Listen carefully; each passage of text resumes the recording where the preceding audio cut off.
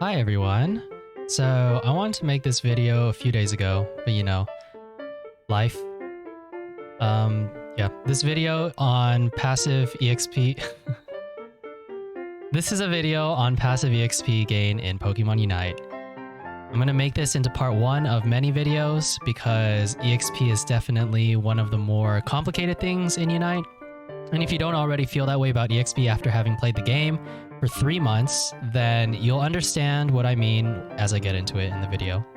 Okay, now there are currently 3 sources of EXP in the game: knocking out Pokemon, scoring, and passive EXP. This video is going to specifically go over passive EXP. And I don't really feel the need to go over EXP share because the amount of passive EXP you get from it is listed in the item description. So we're mainly going to talk about natural passive EXP and a little bit of catch-up EXP. All right, so here's a chart of how much EXP it takes to level at each level. And these numbers are true for all Pokemon. You can see in the clips that they are all receiving the same base rate, and because they all require the same amount of EXP to level up, they all level up at the same time. This footage was taken in practice mode, and if you're nitpicky, you might have noticed that the enemy CPU actually leveled up 5 frames after everybody else. You might have also noticed that the timers are all desynced from each other by 1 to 2 frames. This has nothing to do with EXP rates. This has to do with how time is inconsistent among different players throughout the game. Is this a big deal? Maybe, but it's a topic for another video. The EXP per level info was mined by the Unite math cord, but you can also get it by testing with EXP share.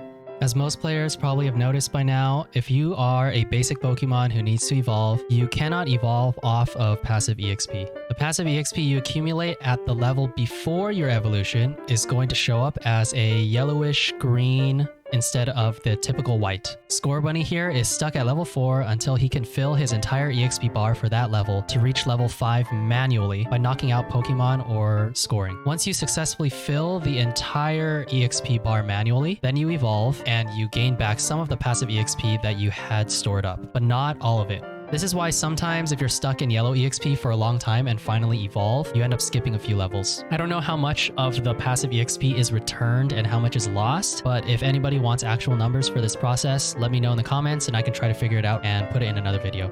Okay.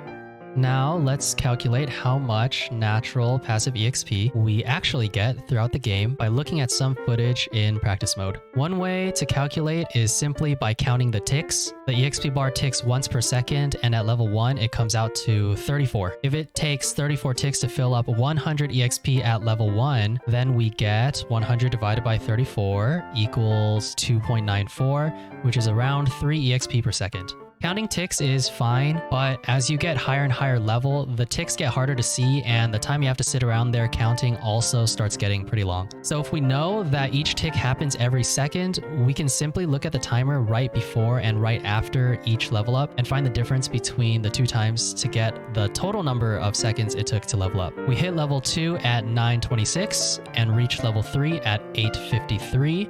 So the difference in seconds between those 2 times is 33. The required EXP to level up at level 2 is 100, so 100 EXP divided by 33 seconds gives you 3.03 EXP per second, which is about 3 EXP per second. By the way, the reason I'm rounding to 3 is because I know what the EXP rate is supposed to be. Those with a keen eye might have noticed that there was some leftover EXP right when Zeraora leveled up from 1 to 2. Because 100 doesn't divide by 3 evenly, with a rate of 3 EXP per second, the first level is going to take 34 seconds and the remainder of that is going to spill over and fill the second level in 33 seconds. Anyway, if you repeat this observation process for all 10 minutes of the practice game and do the math, you'll notice that in the middle of the game, the passive EXP rates start going up and down and a pattern is pretty much indiscernible. One reason for this is that the enemy practice partner bot is scoring and gaining a lead while this is all happening, so you're actually gaining catch-up passive EXP in addition to your natural passive EXP. You can see in the clip that Zeraora on the left with the enemy bot scoring points is leveling up faster than Zeraora on the right with the enemy bot's movements turned off. A lot more testing needs to be done to figure out the exact numbers for how much passive catch-up EXP you get from being behind, but for now, all we know is that you don't get less EXP for being ahead. The enemy team that is behind just gets more, and that amount can be as high as 50% extra total passive EXP. I'll definitely be testing to figure out the exact values or formulas for this catch-up mechanic, and I'll update you guys if I reach a conclusion. You know what's funny though? The rate that you calculate in practice mode is not even the actual rate that you get in game. So here, we're gonna jump into a custom game with no enemy so that we don't get interference from catch-up EXP, and we'll do the calculation for the first level. From level 1 to 2, it takes 25 seconds, so 100 divided by 25 is 4 EXP per second. This is 1 EXP per second higher than what we got in our practice game. If you do the calculations across all 10 minutes, you'll notice some decimal values. But we all know that decimals don't exist in Unite. You saw my video on calculating damage with defense and special offense. We pretty much applied the floor function to every value we calculated. So taking this into account and solving some systems of equations, we reach this conclusion. 4 EXP per second from 10 minutes to 8:03, 6 EXP per second from 8:03 to the end of the game. And here are the values from practice mode for those curious. 3 EXP per second from 10 minutes to 7:03, 4 EXP per second from 7:03 to 4:03, and 5 EXP per second from 4:03 to the end of the game. If you're wondering why the intervals are separated at 3 seconds and not simply at 00, I have no idea. Well, that's it for this video. In terms of implications, you now have something to compare EXP shares passive EXP gain to.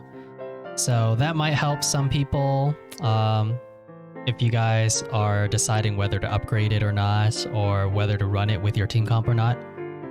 But I really think the real implications will come further down the line when I go over specific EXP values for wild Pokemon.